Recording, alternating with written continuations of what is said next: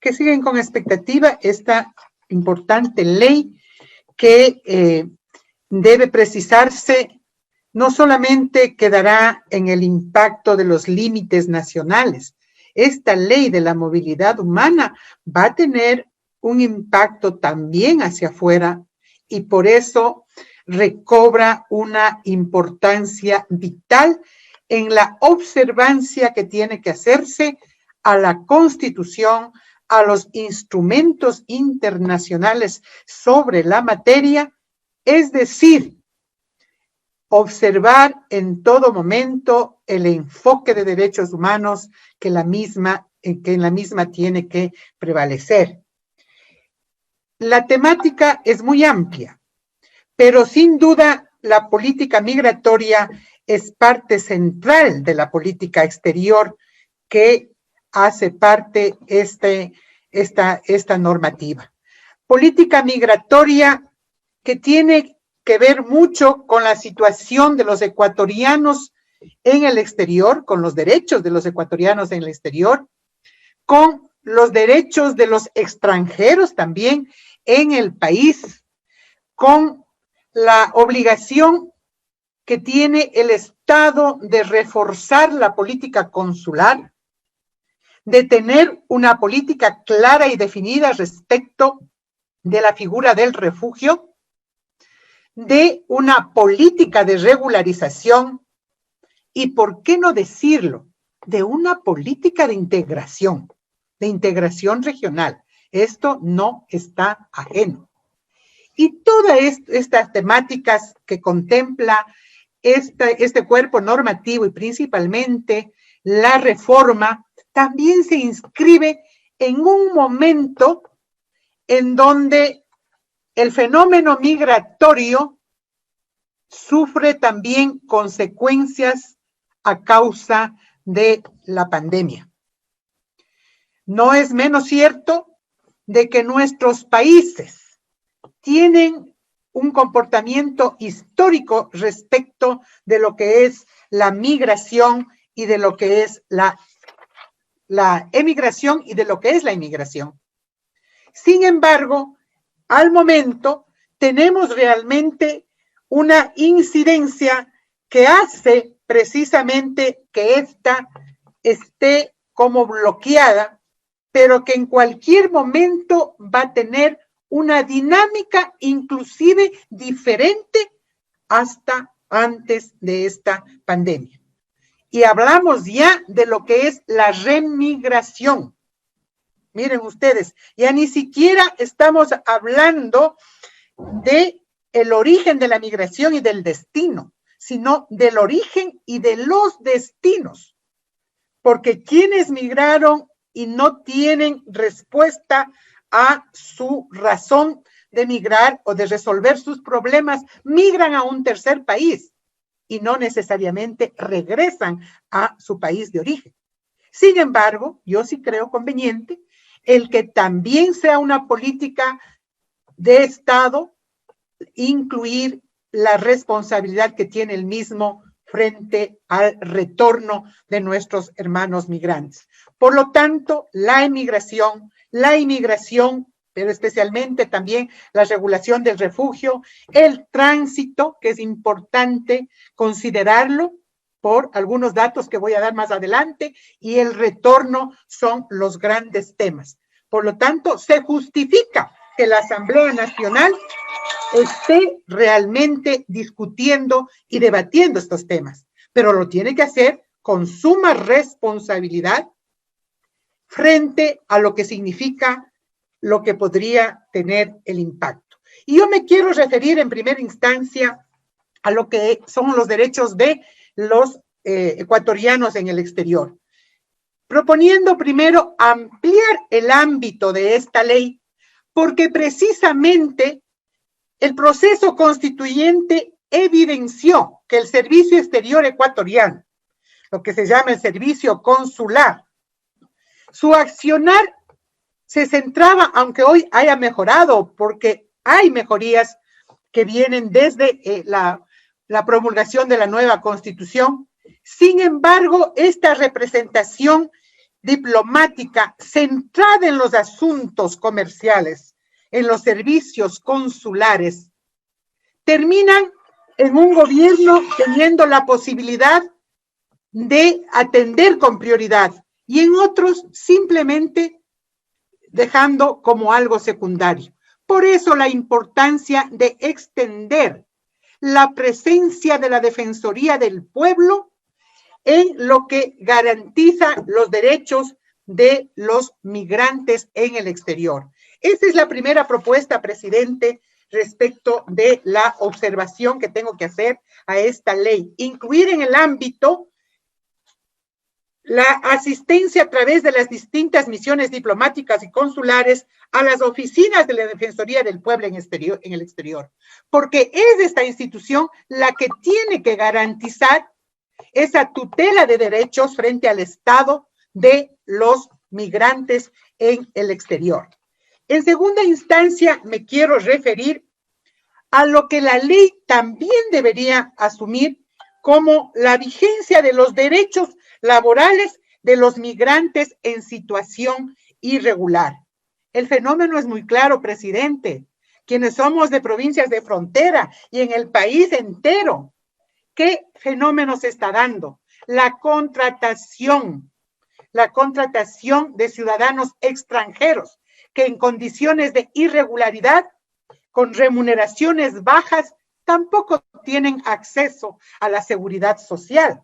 Esos fenómenos también se dan acá en el país y que lejos de ser únicamente una competencia laboral o mermar posibilidades de trabajo a los ecuatorianos, también hay violación de derechos humanos y de derechos sociales, como en este caso de la seguridad social.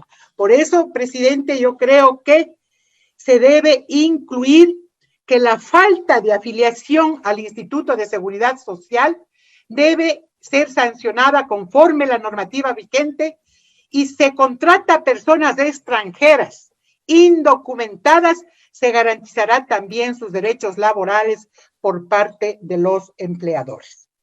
En tercer lugar, presidente, me quiero referir a esto que me parece un desacierto total tomado por la comisión en este informe, y es respecto a eliminar completamente, ni siquiera reformar, eliminar la ciudadanía universal, esa definición, esa expectativa, ese horizonte, esa utopía que es un derecho tener y que está en la Constitución, todo ciudadano latinoamericano, sudamericano, andino, respecto de lo que es esta ciudadanía que está contemplada en la Constitución.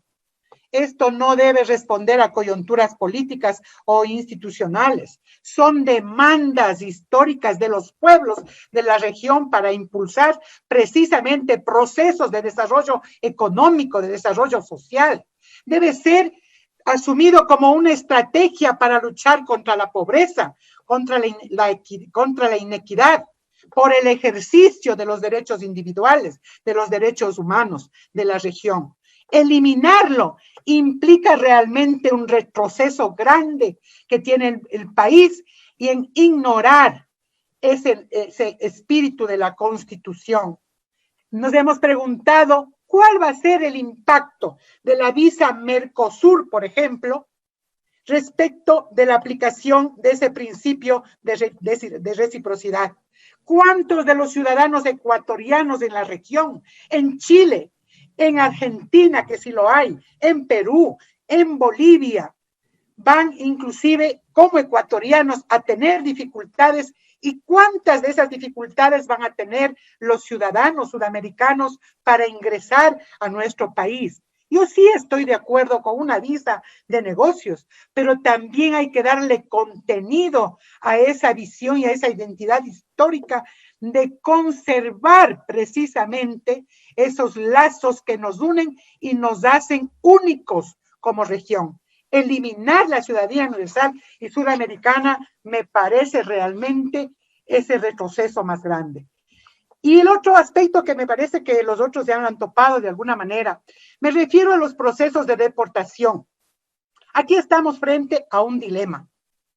hacemos todo lo posible para que la reforma refuerce la deportación indiscriminada o el otro enfoque. Hacemos que la reforma refuerce las políticas de regularización.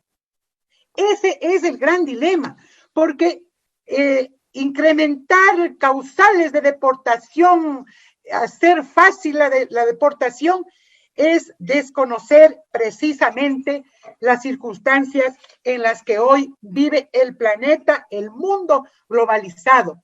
Debería haber cero realmente irregulares. Deberíamos propender a que sea el país, que aquí nadie entre indocumentado y todos entren regularizados. Pero cuando se prima y se da mayor énfasis en las deportaciones, inobservando procesos realmente o garantías del debido proceso en la Constitución, como lo voy a demostrar, porque precisamente deberían ser los estándares del debido proceso, que el país ha sido observado por la Corte Internacional de Derechos Humanos, los que se acojan en esta reforma. Pero cuando, por ejemplo, en el derecho a ser notificado por lo menos se mantiene, y en el establecimiento de plazos, por ejemplo, del proceso de deportación, se elimina totalmente el plazo.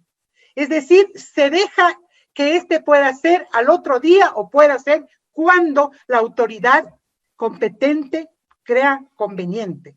Lo propio con el derecho a recurrir y a tener acceso a recursos eficaces para la decisión de expulsión. Mire, en esas condiciones no hay realmente una resolución que le permita, por lo menos al afectado, recurrir al derecho a tener acceso a esos recursos eficaces. El otro que me parece grave, que es el derecho a la asistencia, el derecho a la que la decisión que se adopte sea debidamente motivada. Se elimina de la ley, porque sí está vigente hasta ahora, que las resoluciones tienen que ser motivadas.